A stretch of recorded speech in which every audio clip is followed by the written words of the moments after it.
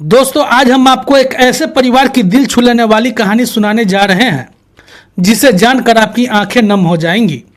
ये कहानी है एक ऐसे परिवार की जो गांव का सबसे सम्मानित और पुराना परिवार था। लेकिन आज इस घर में कुछ ऐसा होने जा रहा था जिसने पूरे गांव को हैरत में डाल दिया था। एक बूढ़े पिता के दो नौजवान बेटे आज इस घर का बंटवारा करने की तैयारी में थे। दोस्तों, क्या बचपन की यादें, पिता का संघर्ष और माँ की ममता इन दीवारों के बीच कहीं दब कर रह जाएगी? क्या इस घर की चार दीवारों के साथ साथ रिश्ते भी बट जाएंगे, या फिर एक पिता कोई ऐसा कदम उठाएगा जो इस परिवार और आज की समाज की सोच को हमेशा हमेशा के लिए बदल कर रख देगा? दोस्तों, इस वीडियो को अंत तक जरूर देखिएगा, क्योंकि यह सिर्फ एक घर का बंटवारा नहीं बल्कि असली दौलत और रिश्तों की कीमत को समझाने वाली कहानी है। तो नमस्कार दोस्तों, मैं हूं कुमार विजेता और आप देख रहे हैं कहानी खबर तक। दोस्तों, कहानी में आगे बढ़ने से पहले वीडियो पर एक लाइक करके चैनल को जरूर सब्सक्राइब कर ले ताकि हमारा हौसला बढ़ता रहे। दोस्तों, गांव की गलियों में आज हलचल कुछ ज़्यादा ही थी। हर कोई अपने अपने काम छोड़कर चौधरी रामनारायण जी के घर की तरफ बढ़ रहा था। दोस्तों, रामनारायण चौधरी का परिवार गांव का सबसे पुराना और सम्मानित परिवार था। लेकिन आज इस परिवार में कुछ ऐसा होने जा रहा था जिसे सुनकर गांव वाले खुद हैरान हो रहे थे। रामनारायण जी के दो बेटे थे, एक का नाम वीरेंद्र और दूसरे का नाम सुरेंद्र था। दोनों बेटे आज अपने पिता के घर का बंटवारा करने वाले थे। कुछ महीने पहले ही उनकी मां का देहांत हो गया था और तब से दोनों भाइयों के बीच तनाव बढ़ता जा रहा था। घर की संपत्ति, जमीन जायदाद और सामान पर किसका अधिकार होगा, यह विवाद का मुद्दा बन चुका था। गांव के सरपंच बृजमोहन इस बंटवारा के गवाह बने थे। वे हमेशा से एक समझदार और न्यायप्रिय व्यक्ति माने जाते थे, इसलिए दोनों भाइयों ने उन्हें बुलाया था ताकि वे निष्पक्ष रूप से इस बंटवारे में मदद कर सके। रामनारायण जी, जो अब 70 साल के हो चुके थे, अपने घर के आंगन में जमीन पर बैठे थे। उनकी आंखों में गहरा दुख था, लेकिन वे कुछ नहीं कर पा रहे थे। उन्होंने पूरी जिंदगी मेहनत करके यह घर बनवाया था और अब जब वे बुढ़ापे में थे तो देख रहे थे कि उनके बेटे उस घर को टुकड़ों में बांटने जा रहे थे। दाएं तरफ बड़ा बेटा वीरेंद्र कुर्सी पर बैठा था, जो शहर में रहकर एक व्यापार चलाता था। उसकी उम्र 45 साल थी। वहीं बाईं तरफ उनका बेटा सुरेंद्र था, जो गांव में ही रहता था और खेती बाड़ी संभालता था। दोनों भाइयों के चेहरे पर गंभीरता साफ साफ झलक रही थी, क्योंकि आज का दिन उनके लिए बहुत ही अहम था। बड़े बेटे वीरेंद्र ने अपनी दलीलें पेश की कि मैंने सालों तक शहर में काम करके पैसा कमाया है, इसलिए इस घर पर मेरा भी हक है। मैंने भी इस परिवार को संभालने में योगदान दिया है। तभी छोटे बेटा सुरेंद्र ने उसकी बात को काटते हुए कहा, तूने भले ही बाहर रहकर कमाया हो, लेकिन मैं यहाँ रहकर पिता और माँ का ध्यान रखा है, खेती संभाली है और इस घर की देखभाल की है, इसलिए इस घर में मेरा हिस्सा तो होना ही चाहिए। दोस्तों, दोनों भाइयों के बीच यह तर्क वितर्क चलता रहा और सरपंच बृजमोहन ध्यान से शांतिपूर्वक दोनों को सुनते रहे और बीच बीच में वे अपनी विचार भी रखते रहे। फिर उन्होंने दोनों के हक और योगदान को ध्यान में रखते हुए बंटवारा का फैसला किया। कुछ चीज़ें वीरेंद्र को दी गई और कुछ चीज़ें सुरेंद्र को। लेकिन जब घर के बंटवारे की प्रक्रिया पूरी हो गई तो सरपंच बृजमोहन ने एक आखिरी सवाल किया कि अब आप बताओ कि पिताजी को कौन अपने साथ रखने वाला है। दोस्तों, यह सवाल सुनते ही पूरा माहौल एक पल के लिए ठहर जाता है। फिर थोड़ी देर बाद वीरेंद्र और सुरेंद्र दोनों एक दूसरे से कुछ बातें करके फिर एक साथ बोलते हैं कि 6 महीने मैं रखूंगा और 6 महीने भाई साथ रखेंगे। दोस्तों, सरपंच को यह सुझाव उचित लगता है और बाकी गांव वाले भी सहमत दिख रहे थे और फिर सब सोच रहे थे कि यह तो एक समझदारी भरा निर्णय है। लेकिन दोस्तों, तभी रामनारायण जी, जो अब तक चुप बैठे थे, वे अचानक से खड़े हो जाते हैं। उनकी आंखों में गुस्सा और चेहरे पर एक अजीब सा कठोर भाव था। वे चिल्लाकर सबको चुप रहने का आदेश देते हैं। दोस्तों, रामनारायण जी के गुस्से से सब लोग चौंक जाते हैं, क्योंकि वे आमतौर पर शांत स्वभाव के इंसान थे। लेकिन आज कुछ अलग था। उनका गुस्सा उस दर्द से निकला था जो उन्होंने अपने ही बच्चों के व्यवहार से महसूस किया था। खैर, रामनारायण जी गुस्से में कहे, बस बहुत हुआ और अब तुम दोनों सुन लो कि मैं किसके साथ कितने दिन और कब तक रहूँगा, इसका फैसला तुम दोनों नहीं मैं करूँगा, क्योंकि यह घर मेरा है और मैं यहाँ का मालिक हूँ। और अब तुम दोनों को 6-6 महीने अपने पास रखने की जरूरत नहीं पड़ेगी।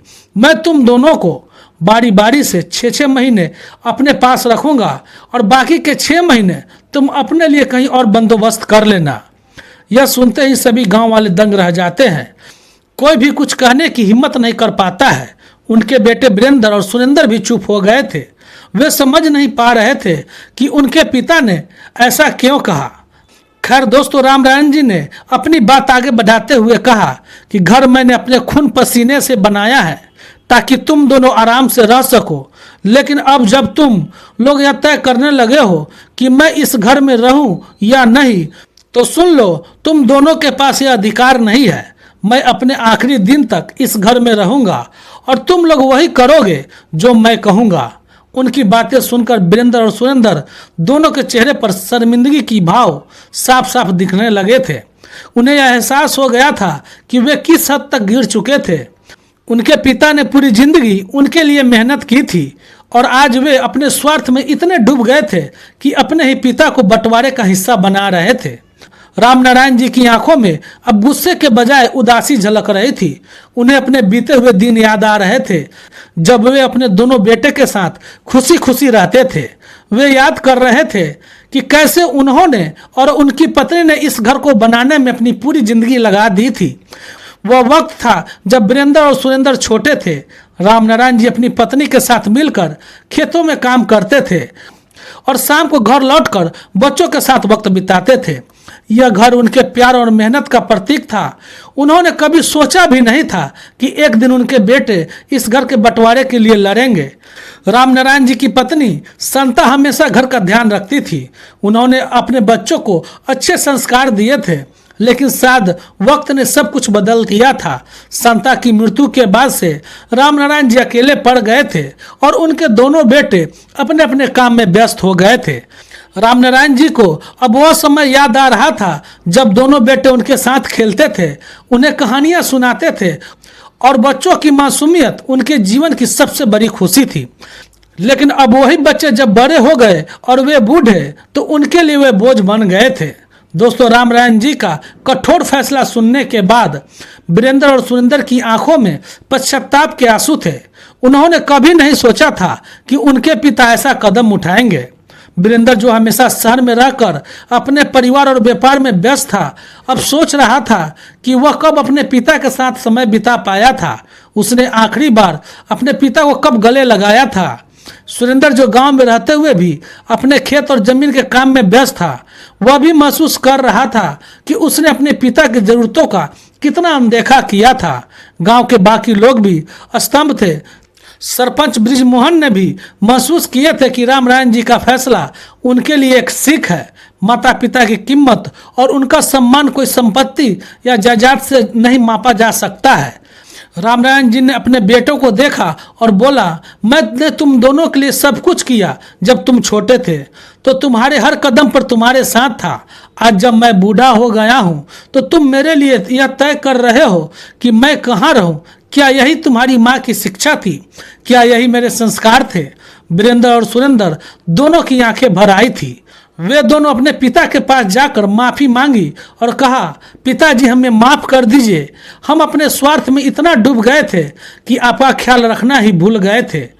फिर दोस्तों, राम नारायण जी ने गहरी सांस ली और कहा, मैं तुम दोनों से बस यही चाहता हूँ कि तुम मुझे इस घर से अलग करने की कोशिश मत करो। यह घर सिर्फ मेरा नहीं बल्कि तुम दोनों का भी है। लेकिन याद रखना, जब तक मैं इस घर में हूँ, इसका सम्मान और मर्यादा तुम्हारे हाथ में है। मैं चाहता हूँ कि तुम दोनों मिलकर इस घर को सजो कर रखो, जैसे मैंने और तुम्हारी माँ ने किया था। घर की असली पहचान दीवारों और संपत्तियों से नहीं होती है, बल्कि प्यार और रिश्तों से होती है। अगर तुम दोनों ने अपने रिश्तों की नींव कमजोर कर दी तो यह घर केवल ईंट और पत्थरों का ढांचा बनकर रह जाएगा। वीरेंद्र और सुरेंद्र अब पूरी तरह से शांत हो चुके थे।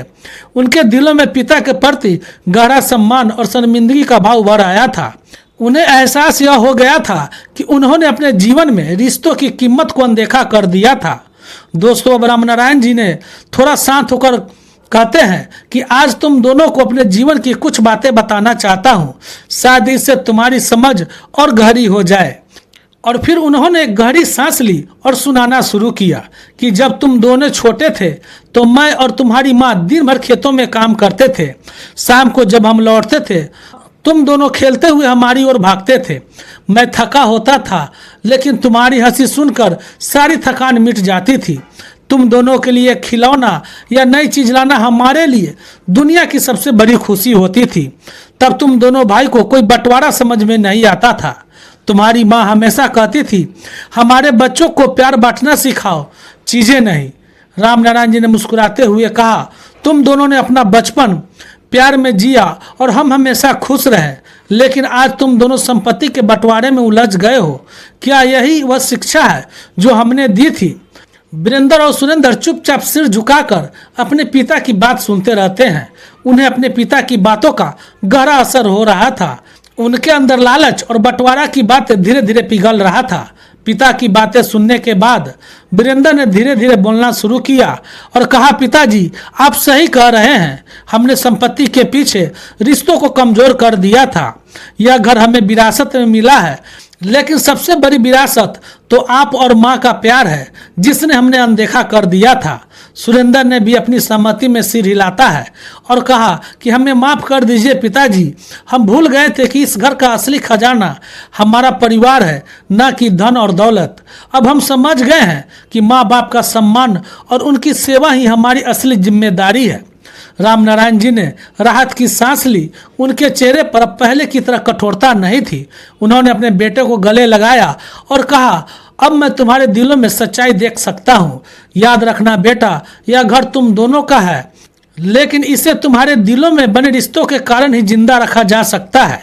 गांव वालों के सामने यह पूरा दृश्य एक नई कहानी की तरह था। वे सोचने लगे कि शायद यही असली सच्चाई है जिसे वे भूलते जा रहे थे, कि माता पिता का सम्मान और उनका ख्याल रखना सबसे बड़ा धर्म है। सरपंच ब्रिजमोहन ने भी गहरी सांस लेकर कहा, चौधरी साहब आपने हमें आज एक बहुत बड़ी सीख दी है। हम सबको इसका ध्यान रखना चाहिए कि माता पिता किसी की संपत्ति या बोझ नहीं होते, वे हमारे जीवन का आधार होते हैं। वीरेंद्र और सुरेंद्र ने अब घर के बंटवारे की बात को पूरी तरह से त्याग दिया था। उन्होंने तय किया कि वे अब अपने पिता के साथ रहेंगे और उनके जीवन के बाकी दिनों को खुशियों से भर देंगे। कुछ दिनों बाद गांव में यह खबर फैल गई कि वीरेंद्र और सुरेंद्र ने अपने पुराने मतभेदों को भुलाकर एक साथ मिलकर अपने परिवार को फिर से जोड़ लिया है। अब घर में कोई बंटवारा नहीं होगा, बल्कि पूरा परिवार एक साथ मिलकर रहेगा, जैसा उनका माता पिता हमेशा से चाहते थे। दोस्तों, यह कहानी सिर्फ एक घर के बंटवारे की नहीं, बल्कि उन रिश्तों की है जो वक्त के साथ कमजोर हो जाते हैं अगर उन्हें प्यार और समझदारी से नहीं सींचा जाए। वीरेंद्र और सुरेंद्र ने यह सीख लिया कि संपत्ति और पैसा जीवन के आधार नहीं होते हैं, बल्कि सच्चे रिश्ते और सम्मान ही असली खजाना होते हैं। रामनारायण जी के इस फैसले ने उनके बेटों को जीवन की एक बड़ी सीख दी कि घर की दीवारें कभी टूटे या बटे नहीं, बल्कि प्यार और आपसी समझदारी से मजबूत हो। इस कहानी से हमें यह सीख मिलती है कि माता पिता हमारे जीवन का सबसे कीमती हिस्सा होते हैं और उनका सम्मान और ख्याल रखना हमारी सबसे बड़ी जिम्मेदारी है। चाहे कितनी भी संपत्ति या पैसा क्यों न हो, सच्चा खजाना हमारे रिश्तों में ही छुपा होता है। दोस्तों, माँ बाप इस दुनिया की सबसे बड़ी पूंजी है। आप समाज में कितनी भी इज्जत कमा ले या कितना भी धन इकट्ठा कर ले, लेकिन माँ बाप से बड़ा धन इस दुनिया में कोई नहीं है। दोस्तों, यही इस कहानी की शिक्षा है और मैं आशा करता हूँ कि मेरा इस कहानी को सुनाना जरूर सार्थक होगा। दोस्तों, अगर आप भी अपने माता पिता से प्यार करते हैं तो कमेंट बॉक्स में आई लव यू जरूर लिखिएगा। अगर यह कहानी पसंद आई हो तो लाइक का बटन दबाकर हमारा हौसला बढ़ाएं और अपने जानने वालों को यह वीडियो शेयर करें और फिर हमारे चैनल को भी सब्सक्राइब करना ना भूलें। तो चलिए मिलते हैं फिर अगली वीडियो में एक नई दिल को छू लेने वाली सच्ची कहानी के साथ। जय हिंद, जय भारत।